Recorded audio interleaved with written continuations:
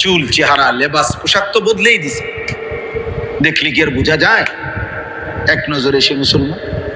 দাড়িবিহীন মানুষ কেমনে বুঝবেন সে মুসলমান? চুল কাফের বেঈমানের মতো কেমনে সাক্ষী দিবেন কিভাবে, কোন যুক্তিতে? ও মুসলমান কিসে? এক ওয়াক্ত নামাজ পড়ে না কোনোদিন মসজিদে, আর আপনি কিভাবে সাক্ষী দিবেন মুসলমান? ফজরের নামাজ 365 দিনে কোনোদিন পড়ে না, আপনি ওরে কিভাবে মুসলমান বলবেন? রাসূল বলে নাই, নবী সাল্লাল্লাহু আলাইহি সাল্লাম ওরে মুসলমান বলে নাই।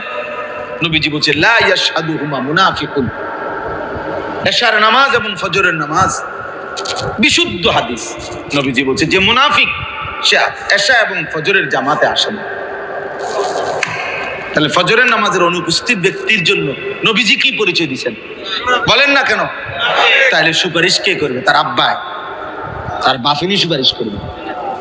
হ্যাঁ, আপনি ফজরের নামাজ পড়েন না, আপনারে আপনার নবী বলছে মুনাফিক তুই,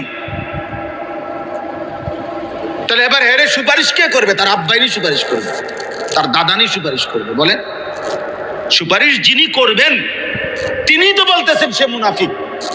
কথা বুঝেন নাই? তখন কে সুপারিশ করবে? তাই আপনি বলেন, বলো ছেলেরা, তোমার নবী যে তোমার সুপারিশ করবে, তো তিনি তো বললো তুমি মুনাফিক, তো মুনাফিকের জন্য সুপারিশ করবে কিভাবে? কাফেরের জন্য উনি সুপারিশ, তিনি বলছেন মান তারাকা সালাতাম মুতাআম্মিদান ফাকাদ কাফার। হাদিস কি না? আল্লাহর নবী বলেন যে ইচ্ছে করে নামাজ ছেড়ে দিল ফাকাদ কাফারা। বলেন চাচা, অর্থ আমনেও বুঝবেন এটা?